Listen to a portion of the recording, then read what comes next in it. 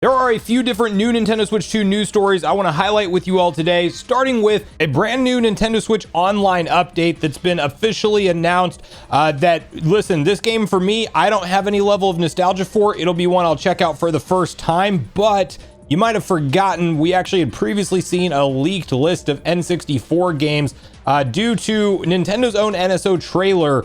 And this one now being confirmed to be headed to the service actually leads that much more credence that we actually know of a few different unannounced games all headed to the N64 Classics app. So we're going to highlight what those games are and discuss when we might see them officially revealed. And then from there, kind of a common theme for a few of these stories, and it actually has to do with how third-party port studios and at least kind of the mouthpieces for these companies when it comes to PR and stuff like that, what they have to say about getting their games to run on Nintendo Switch 2, because obviously, while we're pretty confident that Nintendo's not going to put out games that really struggle to hit basic performance thresholds that we want to see, like a solid locked 30 FPS or higher in general with gameplay, and not having, game breaking bugs and stutter and glitches and things that pull you out of the experience. Well, we have a number of different studios either being outright just praising the console overall, like we'll be walking through some comments from Randy Pitchford from Gearbox that does have Borderlands 4 around the corner.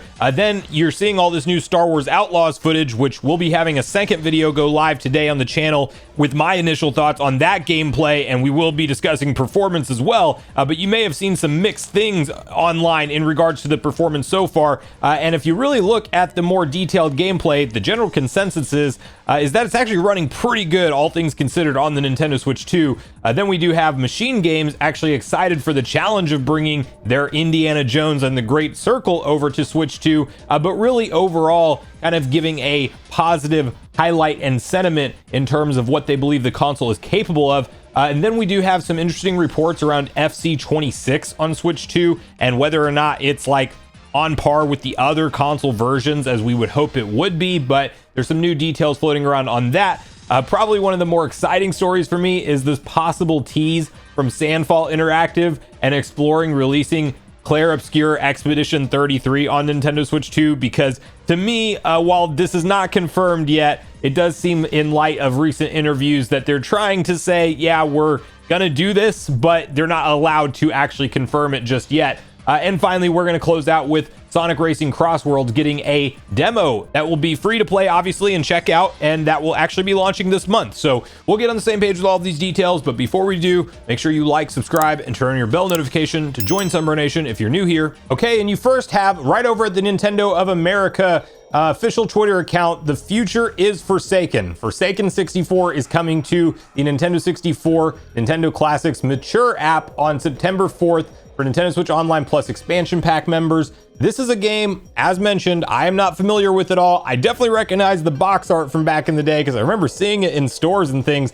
I did not play this or own this or even know anybody who played it. So I understand, based off the reaction online, there's a lot of people that are excited to see this game make it to the N64 app, but this will be literally just a new experience for me. So it'll be interesting to see, whenever those nostalgia goggles aren't on, kind of how this game will play and function whenever it's my first time seeing it in 2025 in any kind of real depth. And of course, it does support online multiplayer and things like that. Footage looks great from what we saw. This is out September 4th, as if there's not already enough stuff to play in September. That is the same day that Silksong comes out, so I will be checking out Silksong and not this game right away. But nonetheless, you do have this to look forward to. And this is nice because it's another expansion pack tier update for NSO outside of the GameCube, like we've seen them kind of focus on recently. So I like to see them rotate their different systems pretty regularly, and this is one of those rotations that is still relatively soon after the last update.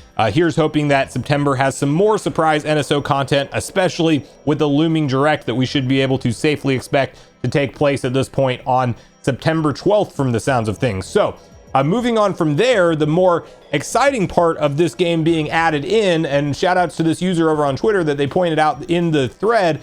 So if this confirms that Forsaken 64 is coming out on the Switch Online service, then the rest of these can't be very far behind. And you might remember Nintendo actually did an updated Nintendo Switch Online trailer for the Nintendo Switch 2 generation, and people, they kind of noticed some color patterns of blurred out games in the background of that trailer. And quite clearly, these were the color patterns that you could make out if you turned the, if you really zoomed in and kind of, broke down exactly what color palettes were being used. Even though they were heavily blurred, this is what the unannounced games that haven't been added in broke down to if you did the research of that video for the color palettes that were used. And so Donkey Kong 64, yes, eventually we will get that added into the service, which is great. Glover, Super Smash Bros 64, which where is that game at and why don't we have it yet? I don't know. And Rayman 2, The Great Escape. Now the fact that Forsaken 64 is officially announced and it was part of the leaked games list, I think you can pretty much take it to the bank that the rest of these games will be headed to NSO, and it's just going to be a question of when. Now, right now, one N64 game at a time is how they're releasing Forsaken 64, so I actually think that these might be pretty spread out. Like, this could be, quite honestly, the remainder of the N64 library for the foreseeable future, like to close this out the rest of this year potentially, because Nintendo doesn't really front load these things. They're not going to give us Smash 64 and Donkey Kong 64 at the same time. They're going to spread those out very far from each other, and I do think that 1 or 2, sometimes 3 N64 games at once is the most we will see. Maybe something like Glover and Rayman 2 could drop at the same time, but outside of that, I think we're looking at a month or 2 apart, if not more than that, for stuff like Smash 64 and Donkey Kong 64 to come over. But I did find that interesting that since Forsaken 64 was on that leaked list of games, now we probably know some of the next ones that are headed over to the platform. And listen, the sooner Nintendo adds these games, the better, but obviously it is one of those things where Nintendo has a long-term drip feed strategy for this service because they want people to stay subscribed to it over the course of the long term. I'm ready to play through Donkey Kong 64 and Smash 64 the most, so especially Super Smash Bros. With online play from the N64 era, that will definitely be awesome to see. And obviously we got to get Melee in there at some point as well in the GameCube generation, but let me know how you're feeling about NSO and this new round of updates in the comments down below. And I want to next kick it off over at WCCF Tech, where you can see this write-up, which reads, Nintendo Switch 2 is awesome, says Gearbox boss, who wants to bring more games to it. So speaking to Games Radar at Gamescom 2025, Gearbox founder, president, and CEO Randy Pitchford has reiterated his profound love for the Nintendo Switch 2 console, which is getting Borderlands 4 on October 3rd, just a couple weeks after launch on PC and the other consoles. Pitchford also expressed the desire to bring more Gearbox games to the platform, though he wouldn't elaborate any further than that on this topic. The exact quote here is, the Nintendo Switch 2 is awesome. Awesome machine. I'm grateful for it. It's less about innovating and more about perfecting and giving us what we want and what works. I love my Switch, and we kind of wanted a more powerful one with newer games. When I got the briefing and realized, oh yeah, it's more than that, Nintendo has invested a lot, not just in the hardware, but in the software and making it easier than ever to connect with other people. This is getting exciting. I love my Switch and I love my Nintendo Switch 2, and I think that without getting in trouble and trying to talk about things that are far from the future, we love making games and we love entertaining people, and we want to be on the platforms where the people that want us to be are, and Nintendo just had the most successful new console launch in the history of video game consoles, and I don't think that's slowing down. I love that platform and I want to bring more games to it, but it's really not the right time for me to talk about games that are down the road. As far as we know, Gearbox is working on a new Brothers in Arms game and possibly Tiny Tina's Wonderland 2.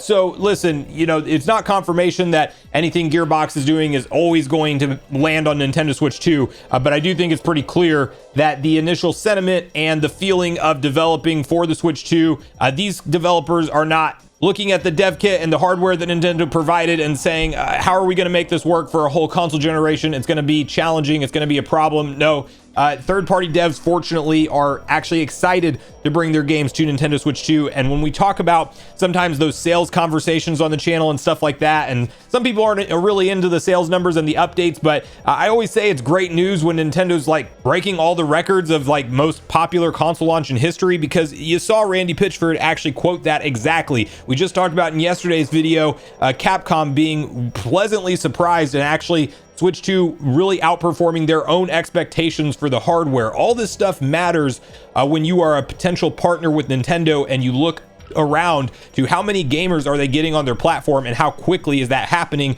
and that would in turn prioritize a lot of these third-party companies to port their games to Switch 2. And while we still have these background stories of not all third-party devs that want and need dev kits have them right now, that will eventually be a situation that gets resolved. And the more time these devs have with Nintendo Switch 2 dev kits and the more optimization and tactics that can be utilized to kind of learn the ins and outs of the hardware, the better, and the better that translates to a wider library of quality third-party games for us at the end of the day. And then moving on to the next story that is kind of still on this same general topic of conversation. Nintendo Switch 2 handles Star Wars Outlaws surprisingly well in docked mode, and now this may be conflicting with other reports you've seen online, but fortunately we have had some direct capture gameplay go live. We'll read through this article first, but the Nintendo Switch 2 seems to handle Star Wars Outlaws surprisingly well, delivering a solid experience in docked mode. Early docked footage of the open world game released last year on PC,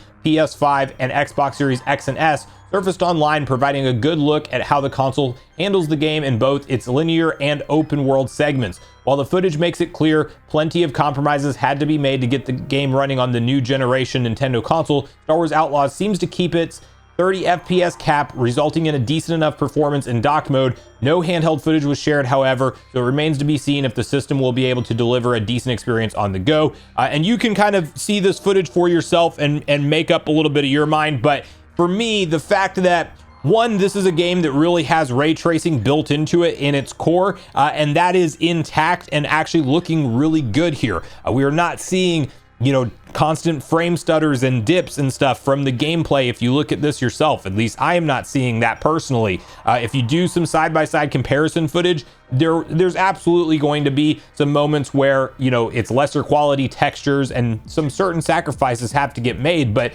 at the end of the day, this is a hybrid console and it's running and looking great with a lot of these more taxing open world, modern day AAA third-party games, and this is just good footage to see. Now, there was actually some handheld footage circulating for Star Wars Outlaws on the Nintendo Switch 2 that was captured, but it does appear that, at least at the time I'm filming this, Ubisoft has copyright claimed those videos and taken them offline, so we definitely won't be showing any of that stuff here in this video. But you may be able to find on the internet some handheld footage going around in certain Reddit threads and things like that if you really want to go looking for it. I will have my hands-on first impressions video going live later today for this, so I'm definitely looking forward to it myself. I'm going to be checking it out and sharing my immediate thoughts and opinions on how it runs, looks, performs, and even a little bit of the gameplay loop in the early hours of the game. So make sure you're subscribed with notifications on for that, as that'll be going live later today. But overall, I would say that with the size and scope of this game and some of the more modern techniques like ray tracing being deeply implemented into it, this is another overall generally positive situations with this particular port, at least from this initial footage going around online. So that is good to see. Continuing on from there, Machine Games excited for the challenge of bringing Indiana Jones and the Great Circle to Nintendo Switch 2. And you have, in a chat with Games Reactor, Machine Games creative director Axel talked about the team's excitement in bringing Indiana Jones and the Great Circle to Switch 2. Along with that, he acknowledged that the port would bring some challenges, but that goes for working on any platform. So he says here, always exciting. I mean, we at Machine Games are super happy to have the opportunity to be able to push this to Switch 2, and more info on that will be coming for 2026. But obviously, there's always a challenge, and every platform has its own kind of unique boundaries or guidelines you'll need to follow through.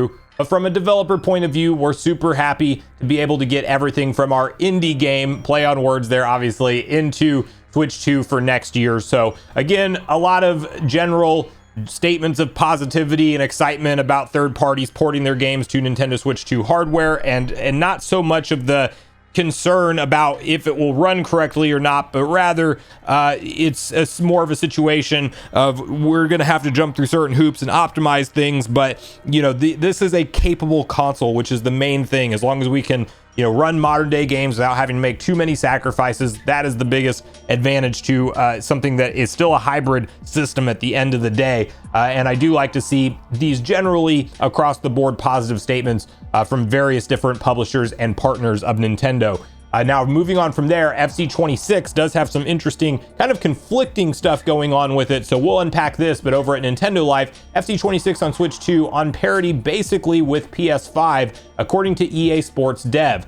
Now, there is some kind of back and forth here because it says, during an interview with the game line producer, Wilsdorf, and career mode designer Pete O'Donnell, Wilsdorf said, in general, the Switch 2 was really exciting being on the platform with FC this year. The performance is what really excites us. It is on parity basically with what we see on the PS5 and Xbox. Again, it's a handheld console, but for the first time I played with it, I was really impressed. Then we saw it working on the simulation and the times it takes to simulate the season and so on, which was very, very close to what we saw on PlayStation and Xbox dev kits. That's really impressive. Now, from there, of course, this is fantastic news on the face of things, but it doesn't mesh with some real world evidence that we've been presented with elsewhere. Indeed, there's been a beta of the game running on Switch and Switch 2. We didn't get the code, unfortunately, but players of that version have been reporting on the game's Reddit forum with their impressions. We'll actually kind of read through this because this comment that's cited is actually relatively positive, but apparently there are some conflicting opinions depending on where you're looking. So it's way better than the Switch 1 version, like a completely different game. I've got the beta on PS5 and Switch 2, and the differences are very slight. Graphically, it's better on the PS5, but the gameplay itself is the same, and it's worlds away from the graphics of the Switch 1. Same player models, same animations, looks like I'm playing FIFA on my Series S. Menus feel way faster, still a bit laggy, but that's the same on PS5 with it being the beta. So pack pull animations way better. Career mode is a million times better. Actual cutscenes instead of the slideshows that were used to that you were used to rather on the Switch 1. And again, the game looks and feels fantastic in my opinion anyways. Can't really tell what the frame rate is, but I've not jumped from the PS5 to Switch and felt any difference. No way to test it really, but I've had no dips or anything. So I do think for FC fans out there, you've definitely been getting kind of the short end of the stick with the Switch version of these games for a while. And that goes for a lot of the sports games out there, obviously. Even the WWE games, like we just weren't seeing them release even on Switch anymore after 2K18, or I believe that was the last one that just ran horribly and did not go over well with fans, obviously. But we're back in a situation where we're going to be getting very similar experiences across the board on these consoles. And outside of some maybe more concerning reports around FC26, it does seem like so far generally good things and content parity with the other platforms is what's being claimed for the Switch 2 version. So moving on from there, this is an exciting one for me as a huge Clair Obscur Expedition 33 fan, and honestly, still, even with playing Donkey Kong Bonanza this year, this is at the top of my list as far as games that I believe deserve Game of the Year. It is truly that good. Sandfall Interactive is exploring releasing Clair Obscur Expedition 33 on Nintendo Switch 2. They are considering the possibilities of launching a port, they say. So you already know that they do not rule out releasing Clair Obscur Expedition 33 on Switch 2. Sandfall, developer of Clair Obscur Expedition 33, does not rule out bringing the game to Nintendo Switch 2. We now have statements that reiterate that intention. So you have here, Sandfall Interactive was once again asked about the possibility of an adaptation of Clair Obscur Expedition 33 for the Switch 2. On this occasion, the team responded, "We have some possibilities that we will explore, but at the moment we cannot confirm anything.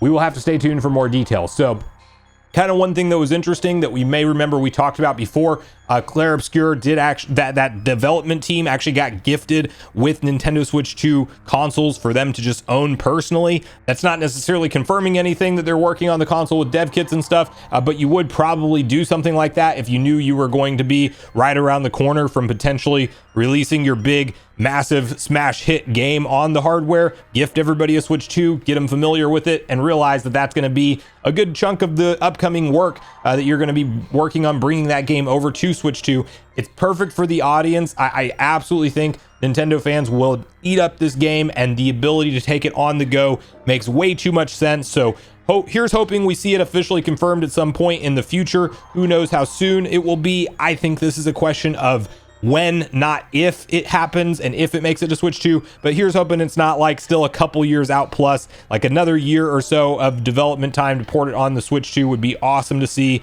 So again, you know, I would definitely double dip on this game and take it on the go with me with my Switch 2. But nonetheless, there is some more talks, and it just sounds like, you know, they're not at liberty to discuss if they're working on this actually, but every time it's come up, they're definitely not shutting down the possibility. And if anything, they're more leaning into the idea of like, yeah, we're looking into that, but you know, we can't make any official comment on it at this time. So finally closing us out here today, the Sonic Racing CrossWorlds open network test has officially ended. Thank you for everyone for participating. And in case you missed it, a single player demo will be released mid-September. We hope you keep coming back for more races. So free demo mid-September, Sonic Racing CrossWorlds.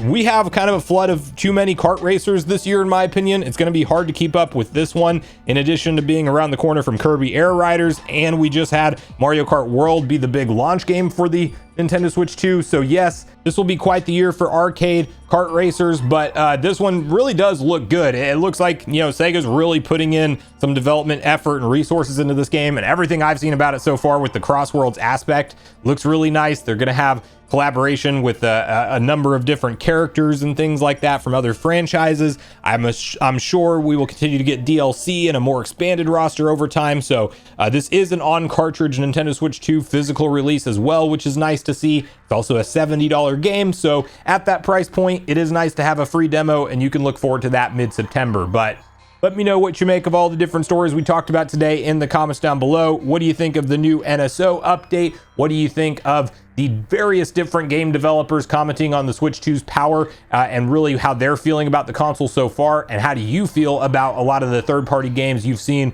released for Switch 2 so far? And are you excited for the possibility of Expedition 33 headed up to the Switch 2? And what about your overall take on Sonic Racing CrossWorlds? So make sure you share all your thoughts and feelings in the comments down below before you leave, regardless if we agree or disagree. Also, make sure you like, subscribe, turn your notification bell. And with that, I've been Sunbro, you've been Nation. Thanks so much for watching, and I'll see you guys in the next video.